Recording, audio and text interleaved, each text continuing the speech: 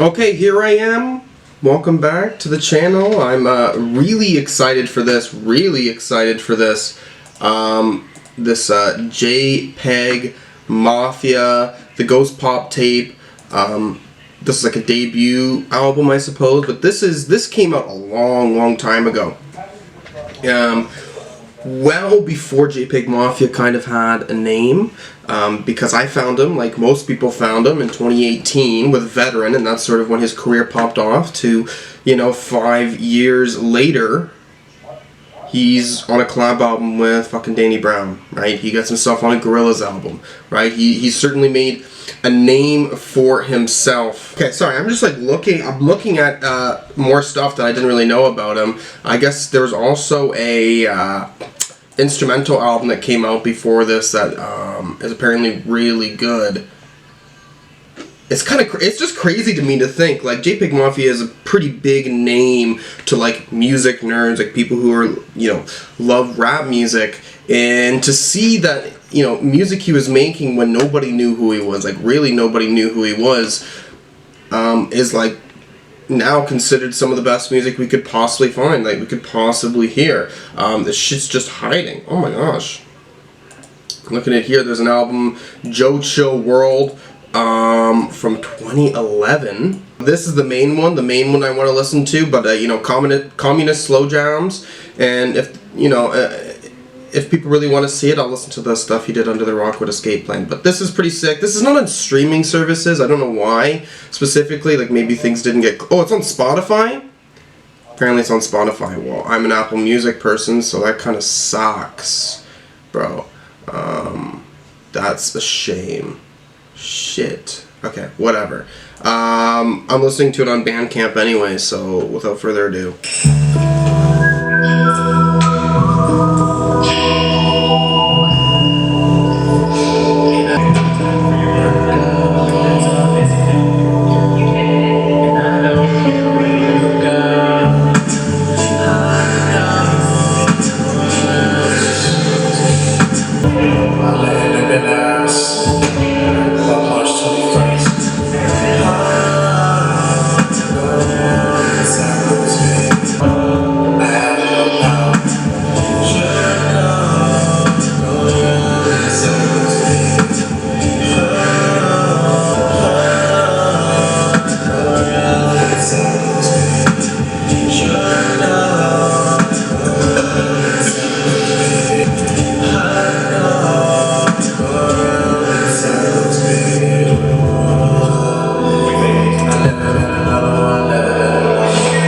Okay, first song on here, Ballad of a Poor Man, and before getting straight into the review of this album, or sorry, a review of this song, I'm happy that this isn't a rap album. I will say, like, seeing that this is just like full on this like R&B shit, like weird ambient R&B shit. Like again, this is his old stuff, but I'm getting something new really. He seems extremely depressed. Again, the song is called Ballad of a Poor Man, which, first off, I guess this makes me think of the Bob Dylan song Ballad of a Thin Man. So maybe he's doing that intentionally. He says he wants to kill himself, he's too big of a coward. He keeps repeating, like, going around in circles.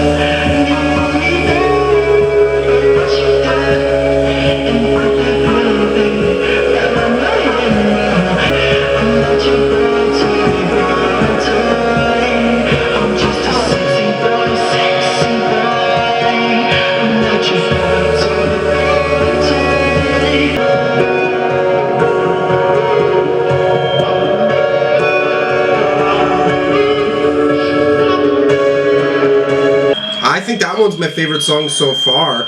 Very weird, like how the vocals are coming through, right? Piano there, weird ambiance to it.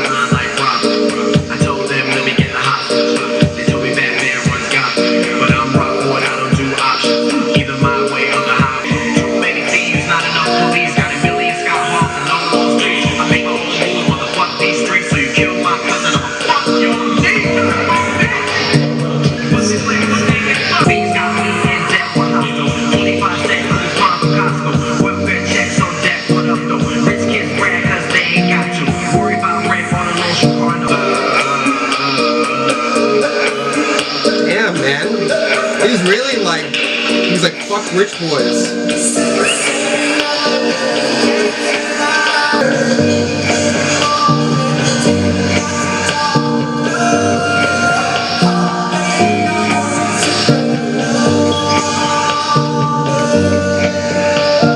Everybody wanna be black until they get that first tit cat, and then they never come back on that.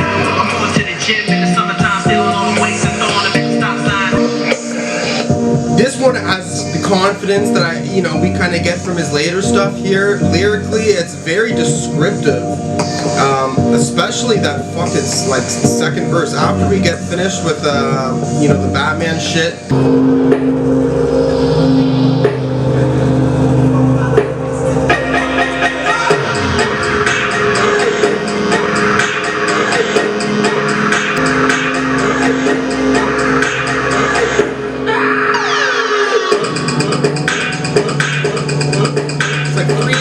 Track so far, really working on that. It's kind of cool.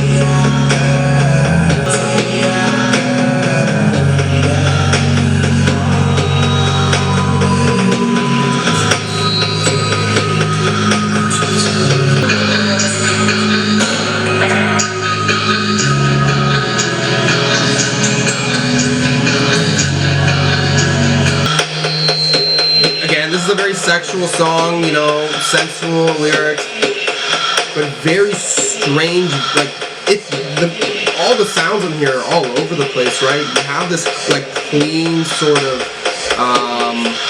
ambience, but then very clunky industrial stuff happening here. Like it's kind of what I would expect, but it's such a strange feeling to the mind. It really is.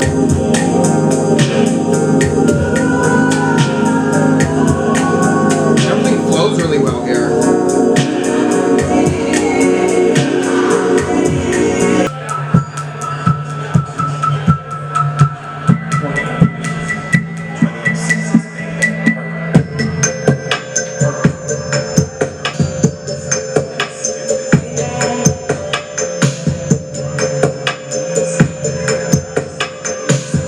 Can you believe this is the same year when Hold On We're Going Home came out, bro?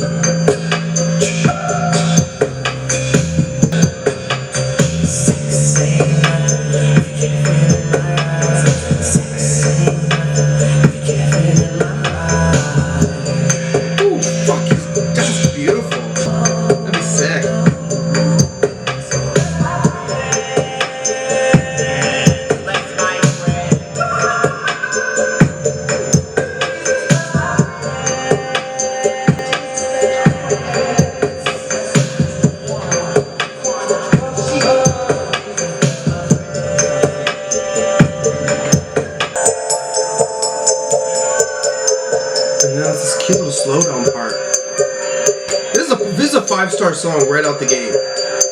Like right out the gate, this is.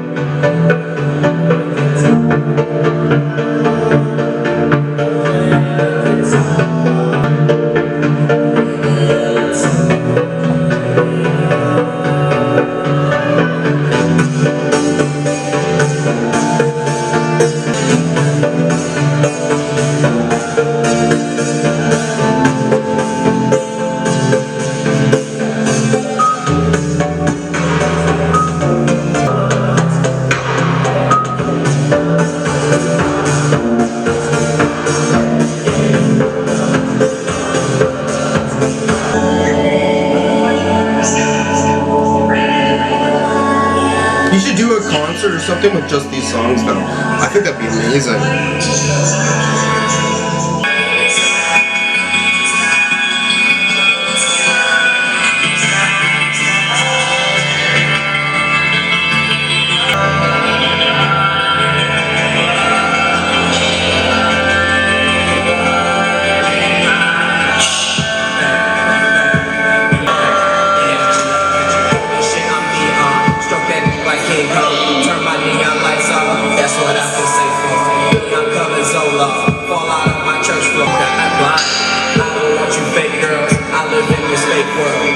This was real life, my voice cut like a steel knife. I hit no son that had no wife. Neon kids to me, I'm in my neon kitchen.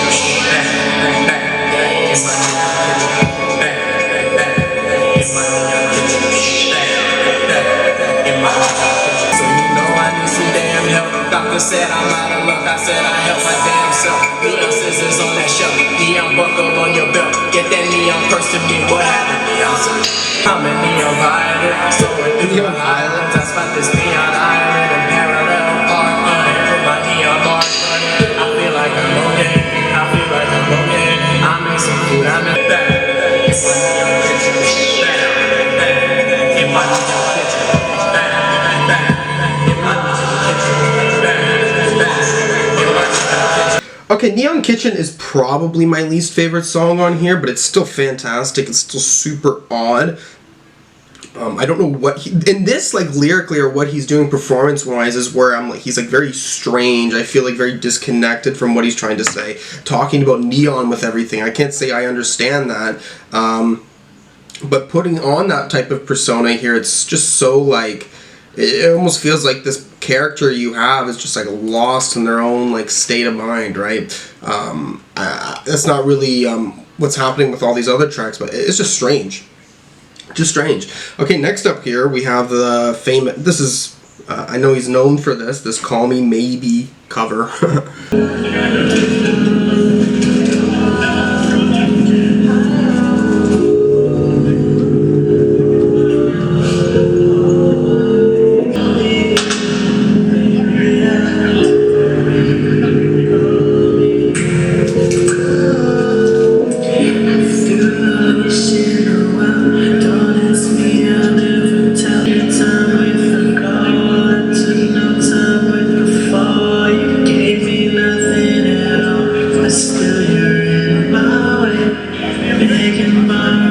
Gospel-esque in the back. Weird. All night I was stroking deep time. You think you're gone, baby. I just met you. This is crazy, but here's my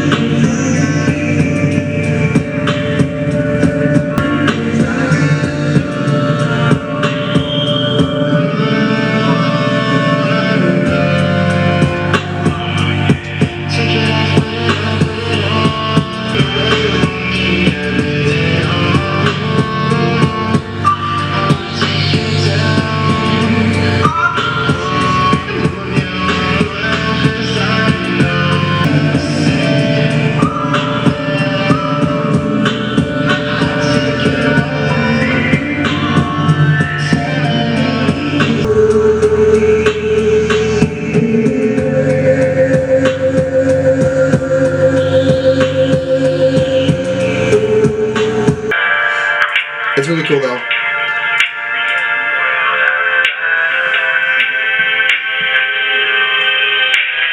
I don't know what this is from. Is that Mass Effect or something?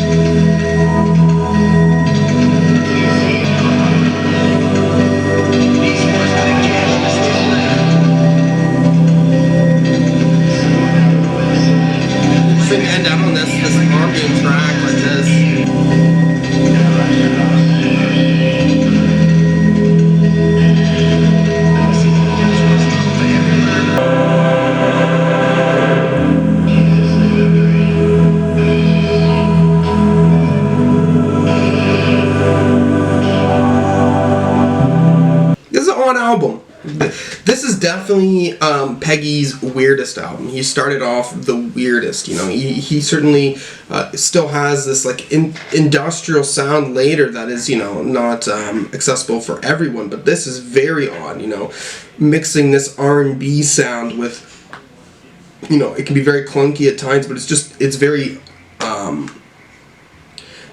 very ambient in the sense too, where you're not really focusing on him as a singer as much, or he's really blending in with everything. I mean, seeing this album, what is Peggy's personality is completely different to a certain degree. Especially too, he's not like trying to like in his other albums when he's rapping. He's really rapping at you, really trying to tell you something. Here, it's not really about that. This is more internal lyrically, like what we're getting.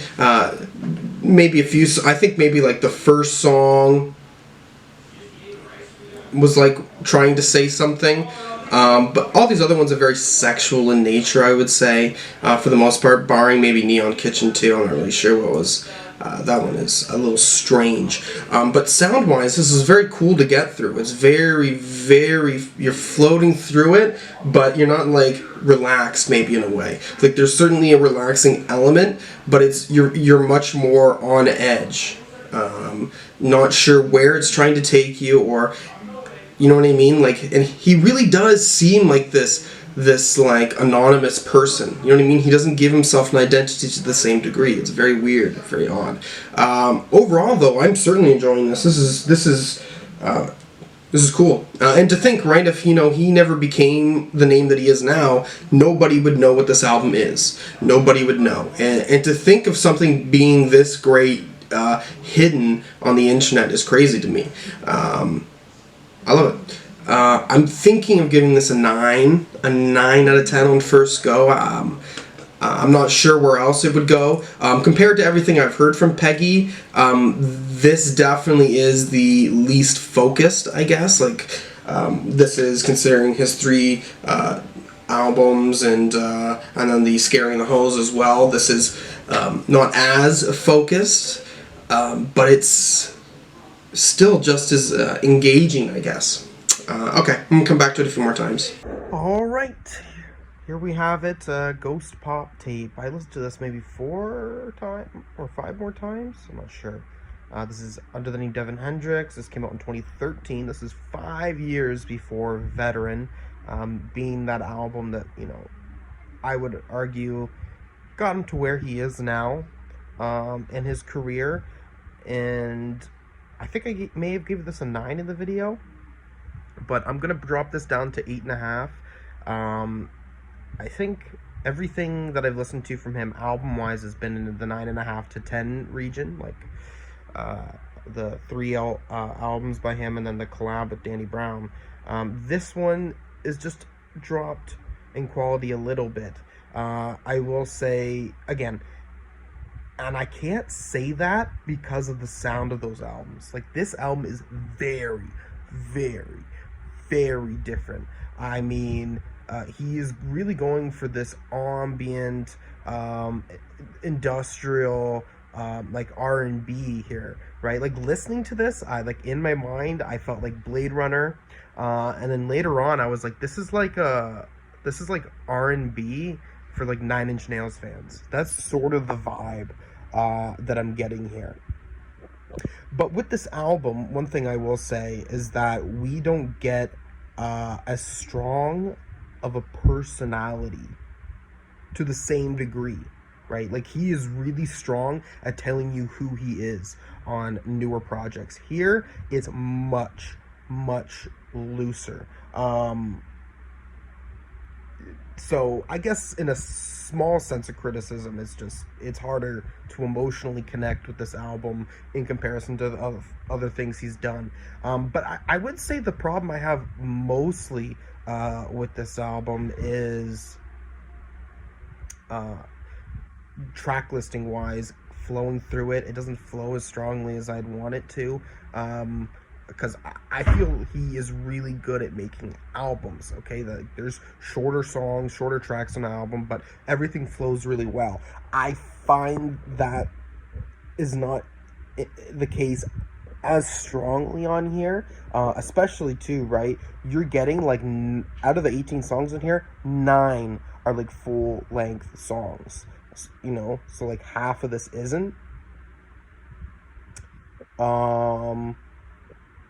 So and the only reason why that is a little strange is it just feels weird listening to this front to back. It doesn't play well as I would have wanted it to, potentially. But regardless, this is a great project. This is a great project. He's a fantastic singer, which again, he has done R&B things in recent times, right? And I think this works on here for sure.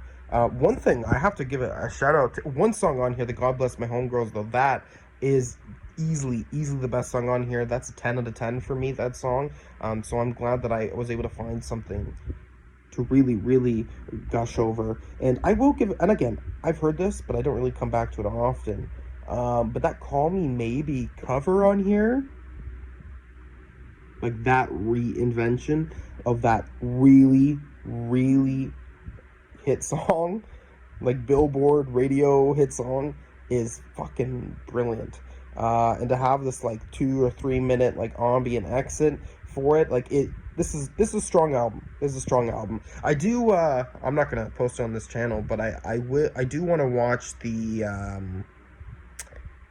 movie he did for this album, which I skimmed through before, like maybe a couple years ago, and I'm pretty sure it was on Bandcamp, that video. And I remember being like, this is fucking weird shit, like that he would do this. But I'm not shocked, considering the fact that on his YouTube channel, when he was doing that like docu-series, very often he would have weird clipped footage of things. Like, he's very masterful at making these edits of things, for sure. I believe that video is quite pornographic. I don't know how strongly, but I did see a comment too, someone saying it's on X videos, or was in the past. You can now find it on archive.org, so I will watch it at some point. But that's fitting as well, because this is a very horny album, as much as it's sad. Okay, I'm really happy with this, and there is still a few stuff that I need to listen to by Peggy. There's certainly the Communist Slow Jams. I do obviously want to check out Black Ben Carson. And then there's the Rockwood Escape Plan. There was an instrumental album that he did prior to Ghost Pop Tape a year beforehand that apparently is fantastic. So, okay. If there's anything else you want to see me react to, anything at all, just put a comment down below. And thank you for watching. Peace.